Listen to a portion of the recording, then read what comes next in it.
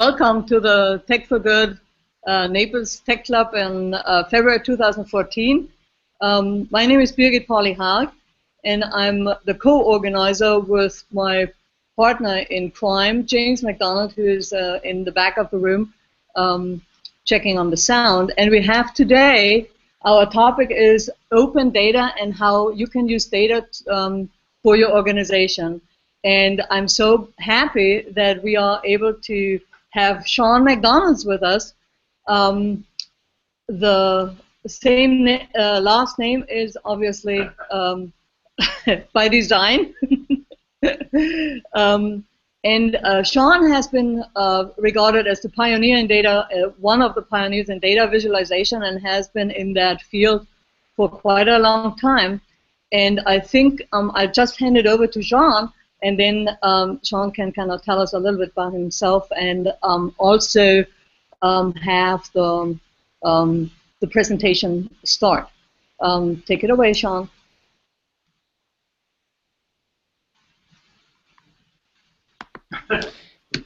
It got a little choppy there. Did you pass the mic to me? Can you turn your computer volume off? My computer volume off. How about now? No. Oh, I have buttons for that. You have buttons for that. I have buttons for that. Who knew? There. So how does that work? Don, try it now. How about now? All right. All right, victory. Well, thanks for the introduction, Birgit, and thank you all for showing up and spending a little bit of your time with us this evening. Is everything good? We're technology working?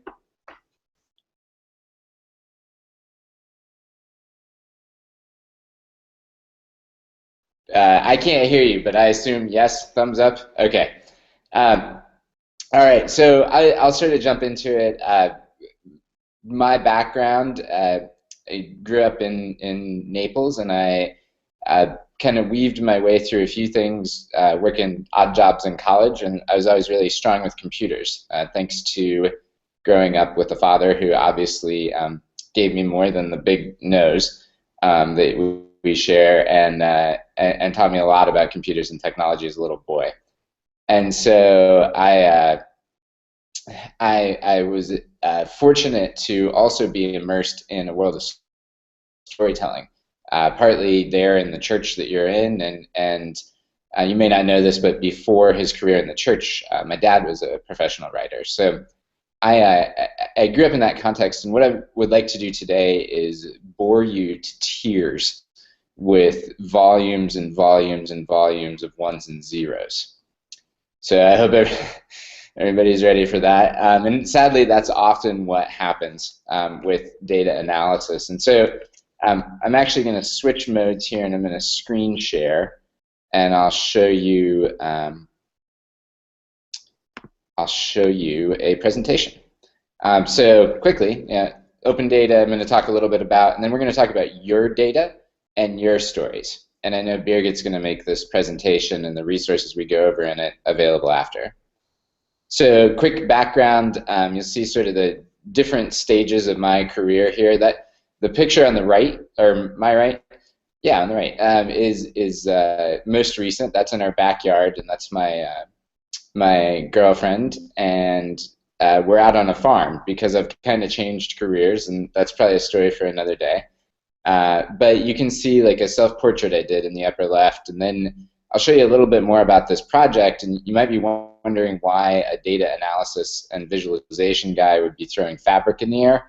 And then on the bottom left, I think you see a lot of what my life actually looks like, which is tons of communication with clients and with investors and people like that. I spend a lot of time making things happen in addition to doing data analysis. So I'll tell you very briefly about an artistic side project I did that was all about data visualization, although it didn't seem like it. So brands, like the brands below, would hire us to show up with a photo booth, but a really fancy photo booth.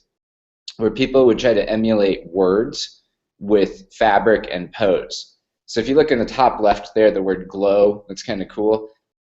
Then below, if you look at the word epiphany in that second shot down, you can see that the guy there is trying to really express the idea of an epiphany with this fabric art. And the stories go on from there. The data in the middle is interesting. You can go back and look at it. But then on the right, you'll see this crazy abstract kind of shape. And what that is a composite, or what a data person might call a superimposition, of 58 people expressing the word rage. So we did all this stuff, and we were supported by all these brands, but what we were actually able to do is come up with a way to visualize the human perspective of the shape and color of rage, which is kind of cool, and I know it's kind of out there too. But the reason I start with this is to say that visualizing information and visualizing data is not always a process of pie charts and graphs.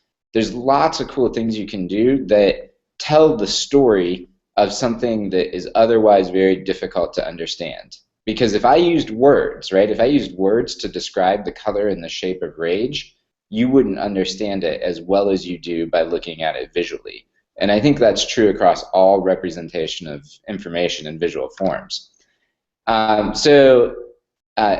Other stuff I've done, I did a lot of social network analysis and had some stuff in a book. And what that means, if you look in the upper left there, you'll see like a nonprofit and its board members. And there's ways that you can figure out which political candidates board members donate to. There's ways you can figure out who influences whom and how. And over 6 years, my company built a database of 85 million American business relationships, not based on LinkedIn or anything, but on legal documents and all these kind of deep dive things. And we eventually partnered to do this with the largest nonprofit in the country, which is the only nonprofit on the Fortune 500, called Thrivent.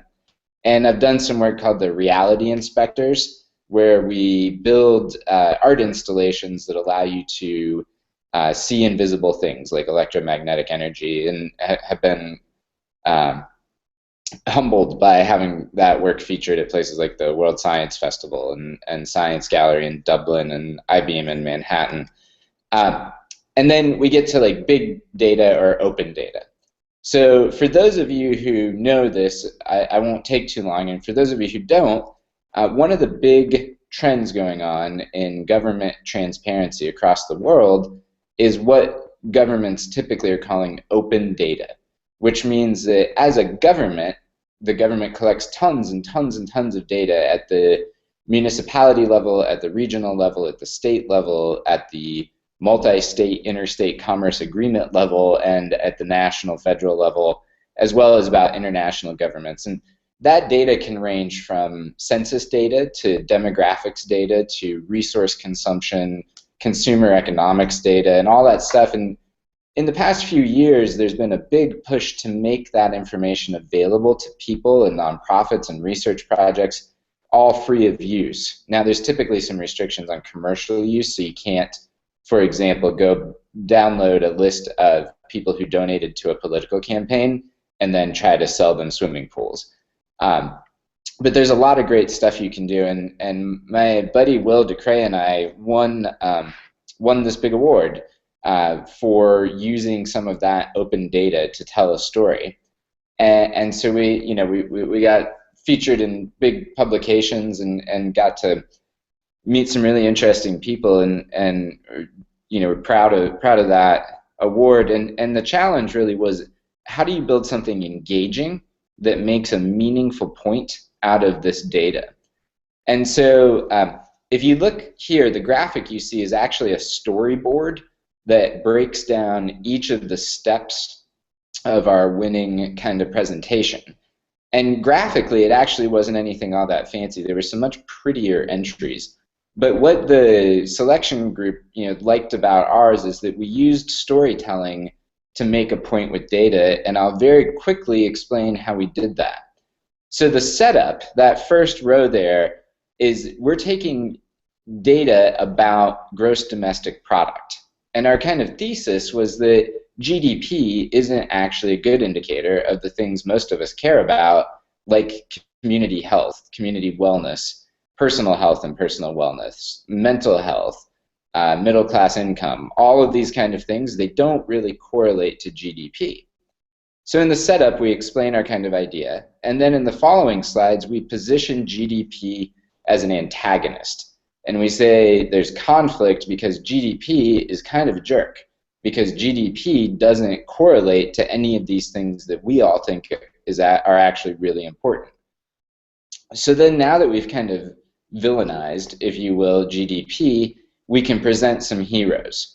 And so we looked at things like volunteerism per zip code and found a negative correlation between volunteerism and the successful graduation of students from high school.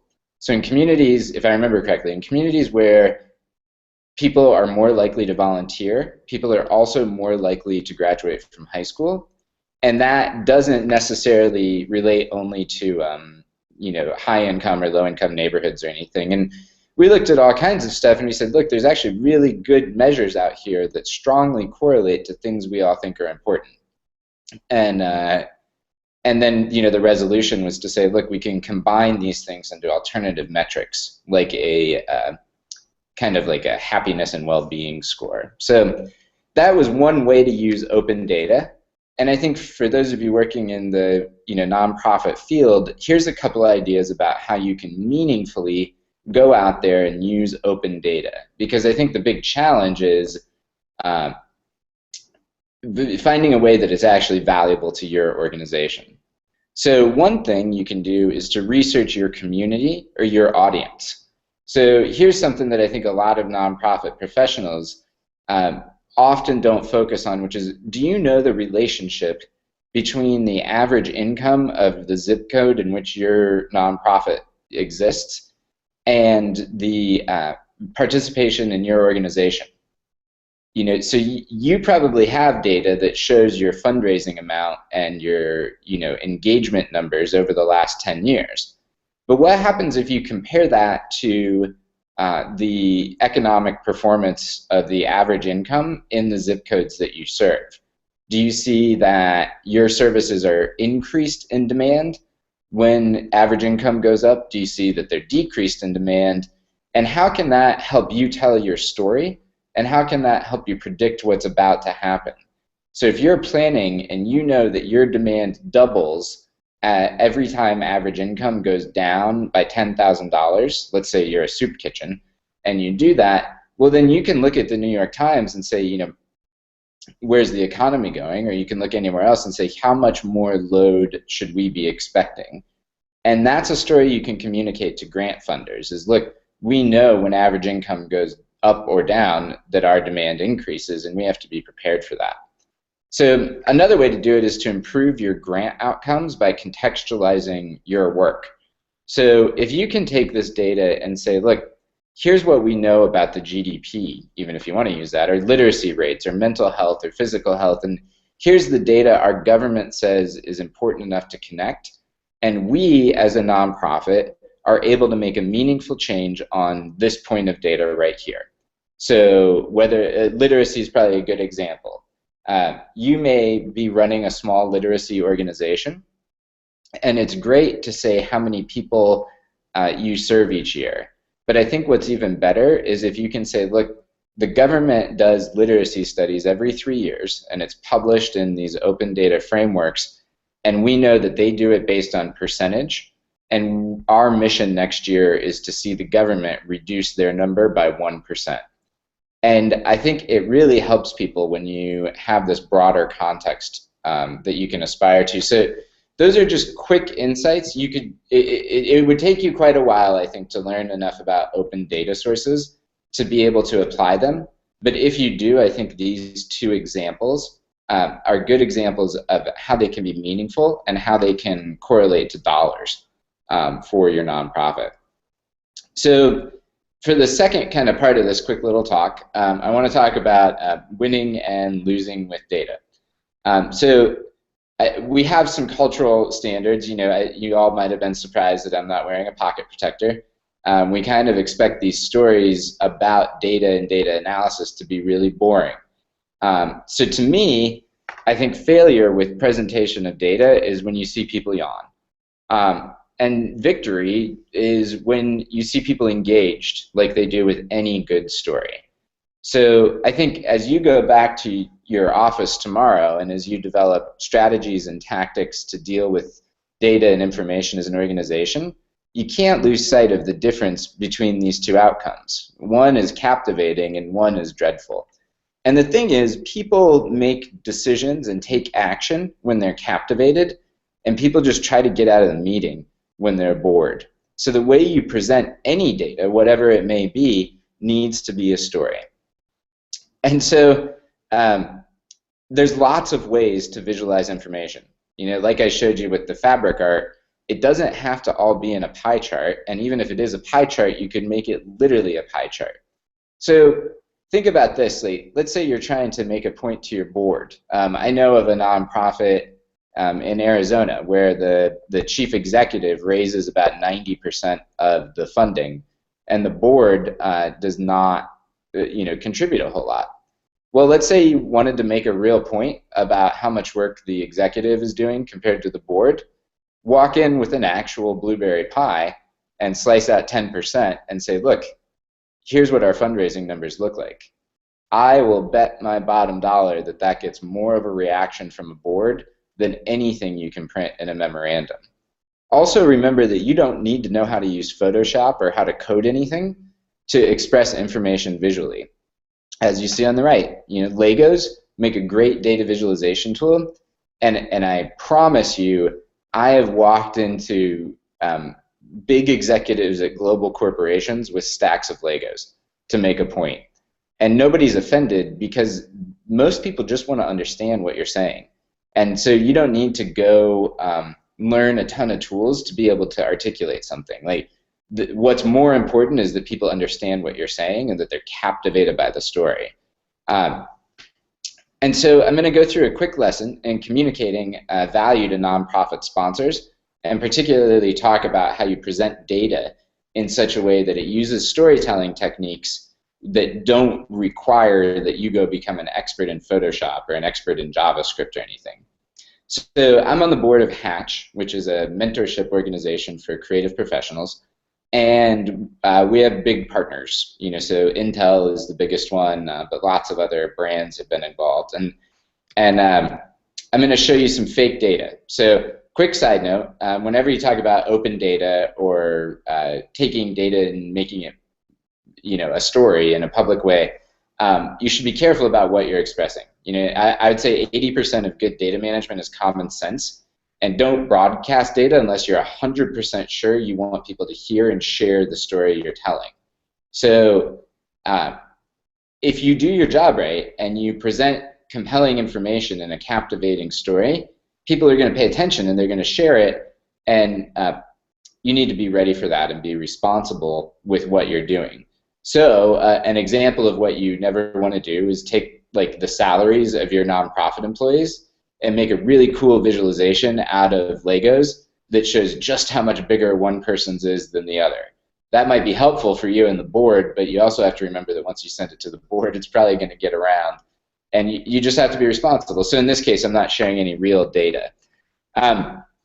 So one of the things I wanted to offer to people there is sort of like a free tool you could use, and I'm actually going to switch to the spreadsheet version of this, which I shared with Birgit and Dad, James. And I don't know how familiar people are with the idea of counting impressions, but the idea comes from advertising, and it's basically saying if you're a nonprofit who accepts sponsorship from companies, one of the things you can think about is that every time you put their logo in your email newsletter or your website or anything else, you're creating what advertisers call an impression. And that impression means that a person lays their eyeballs on your brand. And so I made this quick little impression counter that you can use.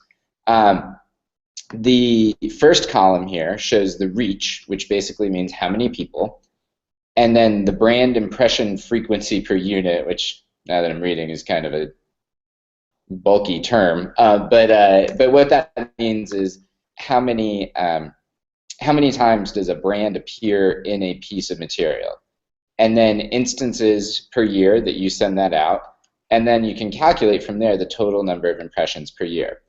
So just making some rough assumptions, you can plug in your own real numbers here, and like I said, Birgit's going to make this available. It's a super simple tool. But let's say your email newsletter has 1,000 people, and every email newsletter you send out has your sponsors' logos in it, and there are 2 copies of the logo. So there's maybe one little banner at the top that has all the sponsor logos and another one at the bottom, right?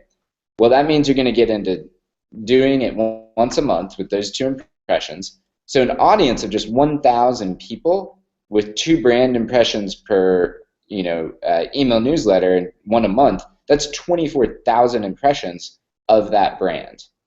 So most companies love to know what these numbers are, and it can be a dangerous game because remember that some advertisers sell things very, very cheap, and so you never want to position your nonprofit as competing with other sources of impressions because sponsorship's always going to be more expensive. I think you want to position this as we track our performance so that we can do a great job as your partner. And most companies love to hear that. So you can go through and track all these different kinds of impressions, and it's really great that people love to hear about it. You can figure out the total number of impressions and what that breaks down to, if there's a sponsorship amount, the cost per impression. One little note I put in here is when it comes to website impressions, talk to Birgit or someone else because website impressions are a tricky number to calculate. But in general, this tool is very effective and very simple, but it's still kind of boring. So we're going to switch back here. When we come here, we'll see that this is not the greatest way to present information to a sponsor, right? So we're going to put that in the failure camp. Now let's say I make a pie chart out of all the impressions breakdown. This is sadly so often what people do to present information, but this doesn't. It's not a story. It's just a visual. So we're going to call that a failure as well. Now this, to me, is a much better thing. So we have this big image of people participating in Hatch. And if you look, I didn't use Photoshop, I didn't use Illustrator, I just used PowerPoint to drop a piece of information and highlight something on top. So you can see in this photo that says Moonlight Basin, one of the sponsors. Sean, we aren't getting your screenshot, we're just getting you. Oh. Give me just a second, sorry. Back up just maybe a slide or 2. Sure. Sorry about that. No problem. How about now? Got it. Okay. So here's what I was saying, is this is not a great way to present information. Yeah. John, it disappeared again. Oh. All right. Let me We try had one more it time. for a split second.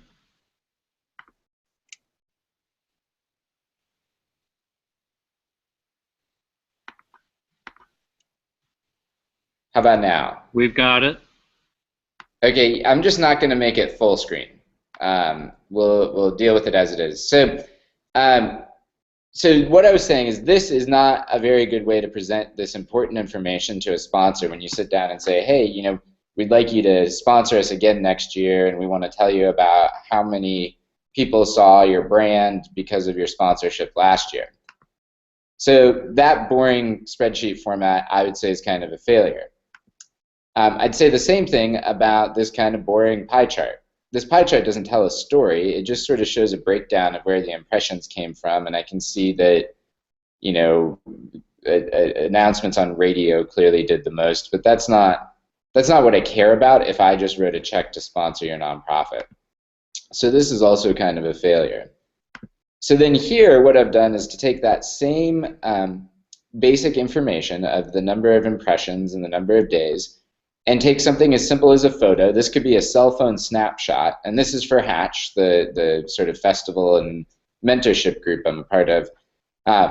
And you can see where the sponsor had the signage above this theater we rented in Bozeman, Montana, and it says Moonlight Basin. You can't fully read it, but I did this all with PowerPoint, no Photoshop, no Illustrator, no special skills required.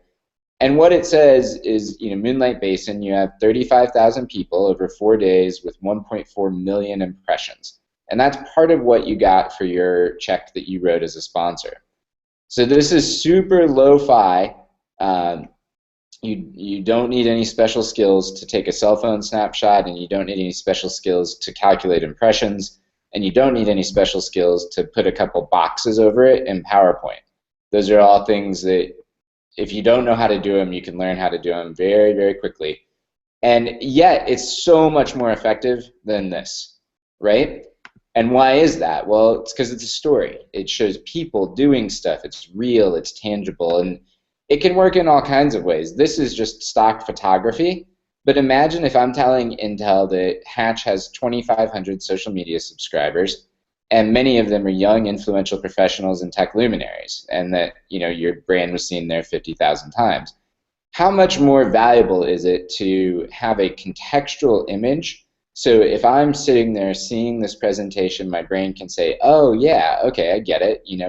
Part of what we sponsor is this web content. So when, people are sitting at a cafe browsing their cell phone, they see our brand and know that we're good guys because we sponsor this. This is true with smaller kind of companies and smaller sponsorships as well. The dance team or the Little League t-shirt, like all of these kind of things are very familiar to all of us as like local nonprofits. And so you can do the same thing and say Ace Hardware, by putting your logo on these t-shirts, we estimate that 37,000 brand impressions you got over the past year. And again, it just will always beat handing them a spreadsheet because it's contextualized and it feels a little special. And just to reinforce, like, these are just PowerPoint graphics. This is not fancy stuff. And so the thing to focus on, I think, is stories. And so I'll real quickly, as we approach the end here, say that, like I said, my dad's a kind of master storyteller. And some things I learned growing up are that, one, stories have a good hook, right? So we have a reason to care about it. And often that can be a visual hook, like a picture of a charming group of young girls being very sweet and showing off their dancing.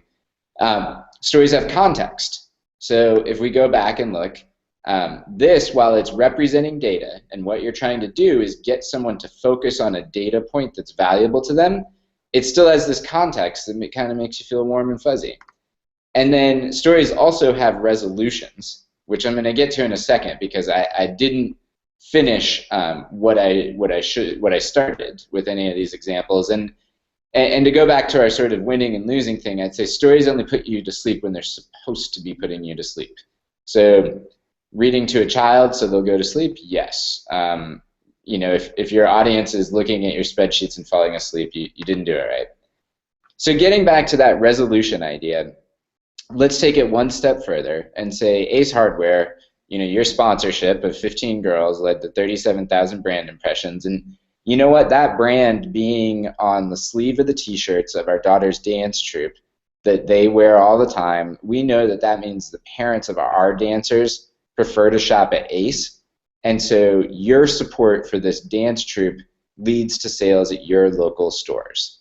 And that's really the resolution that you have to get to. And that, I think you can take it. That is not limited to talking about impressions. All of this talk about impressions and how to show them is really to show a broader point that effective presentation of data and information will allow you to drive home a point with your sponsors or your donors or your community members or your students or whomever it may be. And you want to take it all the way from the data you collected to the story that you're telling with the data to the reason that the person sitting in front of you really, really cares about it. So if I'm the guy who writes the check for Ace Hardware and you show me that a bunch of people saw our brand and that makes people buy stuff at my store, I'm going to be happy and I'm going to be much more likely to donate again. And I think you'll see that over and over and over again. So To kind of conclude here, I think that image you see in the background is so often what's culturally associated with the presentation of data and information. But really, what you want to do is fade those numbers into the background and put the stories in the foreground, because your information is only as good as the change that it makes, to kind of knock off Gandhi there. So if you have all the data in the world, you're not necessarily going to convince somebody of your point. If you have some really good data that's really smart and carefully selected and carefully collected and well thought out, and you present it as a compelling human story, you'll see much better results. So it's not all about the spreadsheet, it's about what you do with it after you've got it. Ta-da!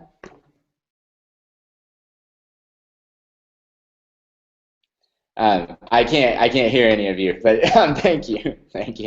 You just got a big round of applause. Well, we can do it again. Yep, we can do it again. Okay, and the mic's live, and you can see people on the one. Yeah, no, I'm looking at the crowd. Okay, and there's probably a lot of questions here, so let's go ahead. Questions for Sean. What questions can I answer?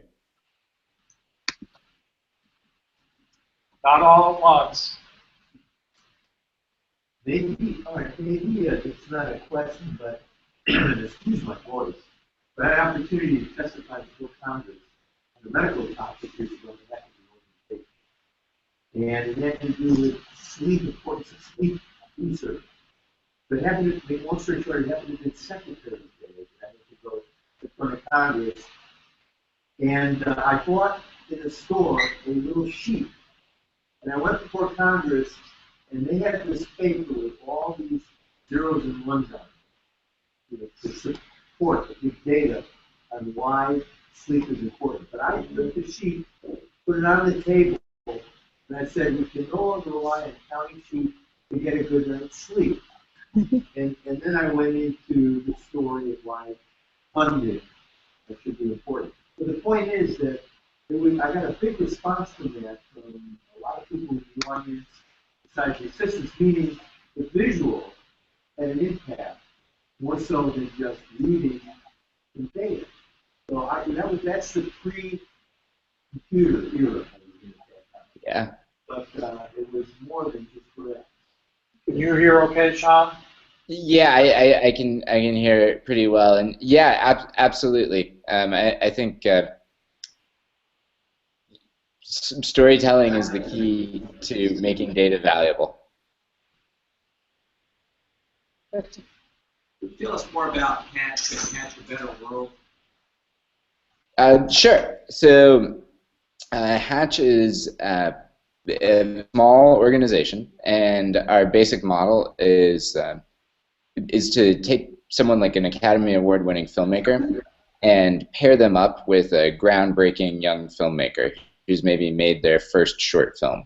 And we host a summit every year in Bozeman, Montana, where we invite 150 people, and 50 of them are what we call groundbreakers, so emerging young leaders, and they range across creative fields from dance to journalism to architecture to design and technology, and they're kind of mentored by these world leaders, and that's another 50 people. People who are very well established in their fields, so Grammy winners and Pulitzer Prize winners and all those kind of folks. And then the other 50 people are, the board of Hatch and the advisory board, as well as a base of volunteers and typically a couple of journalists and some program support staff. And so that's been going for about 11 years now. And we believe we've generated about 150,000 hours of proactive mentorship across that time. And we know that the ripples can be tracked out to over 100 projects, business deals, and companies that have come out of the environment.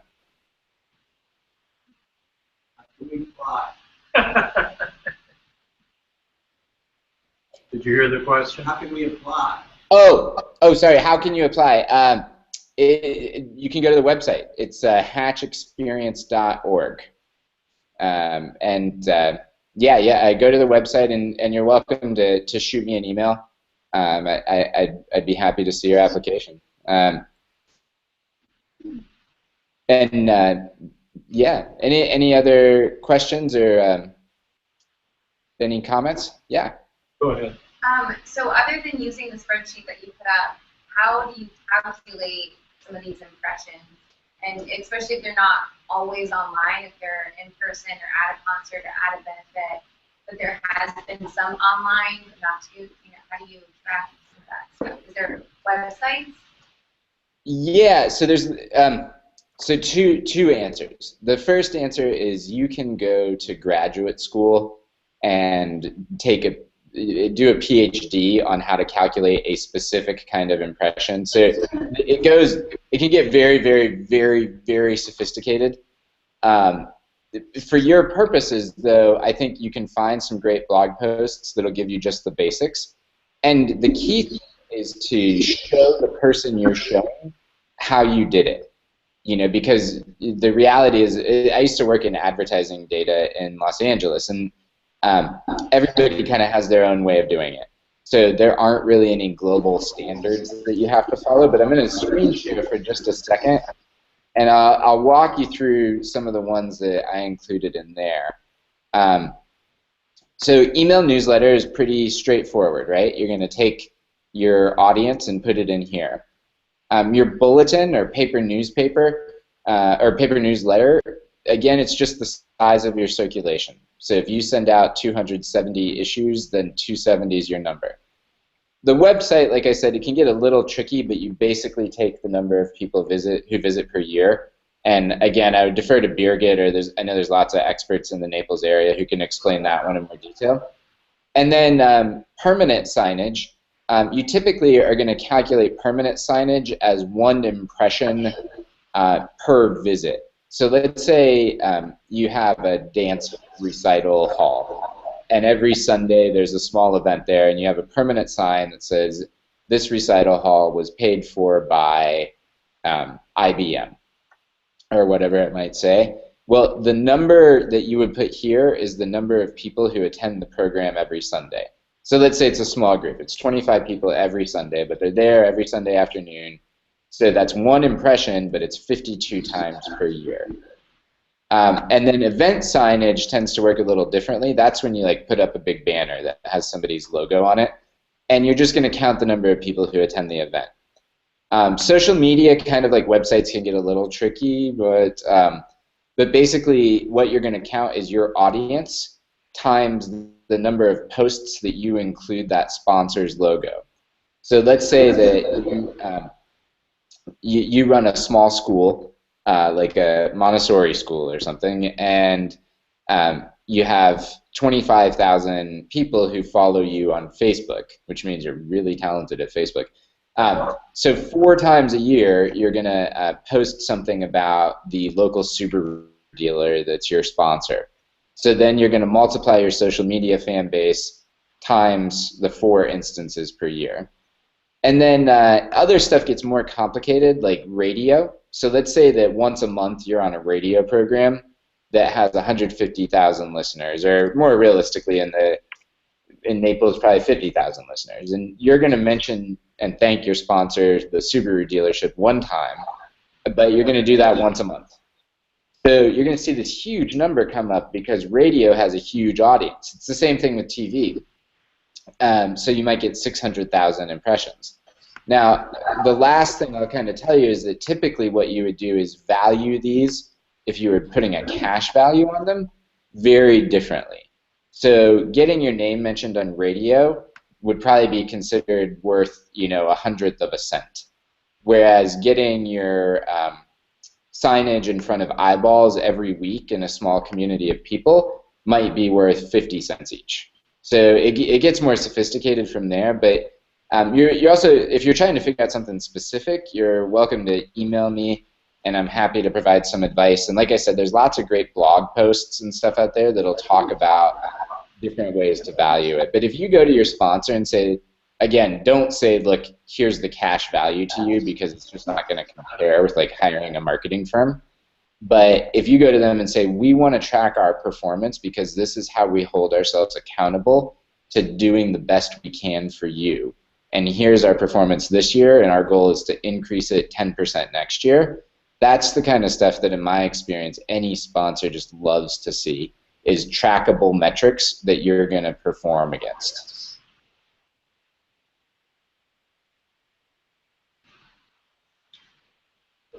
Awesome. Is that another question in the back?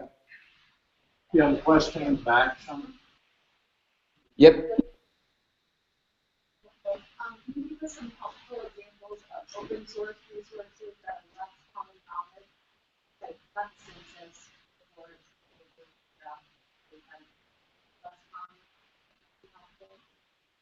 common? Data sources of open data.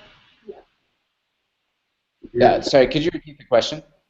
Yeah, can you provide examples of open data sources that are less common that might be helpful?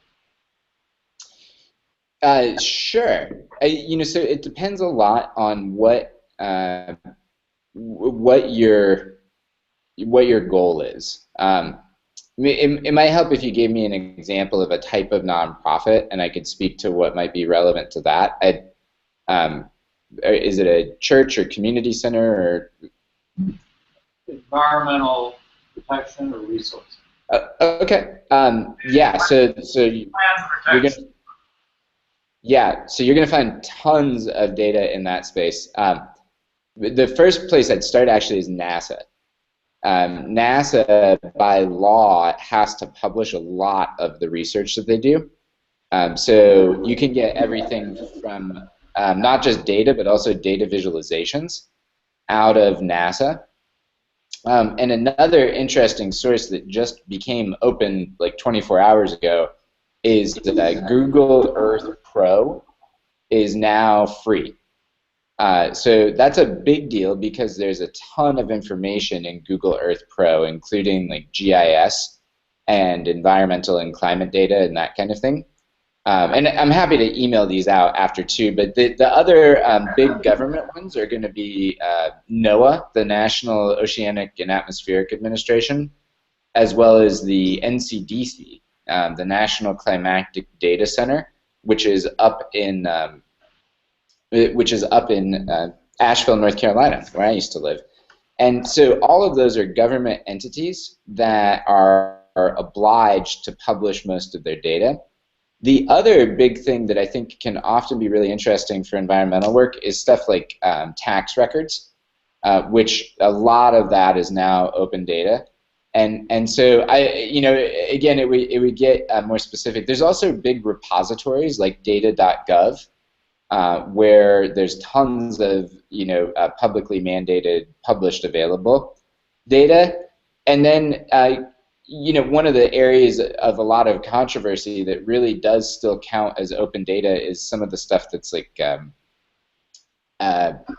a little more controversial, like the WikiLeaks kind of stuff, which everyone has their own political opinion on it, but from a raw data perspective, there's actually a lot of good information there.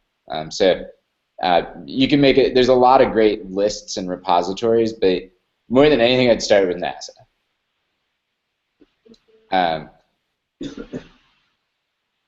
Any other questions? Mark, you do. Okay. Oh.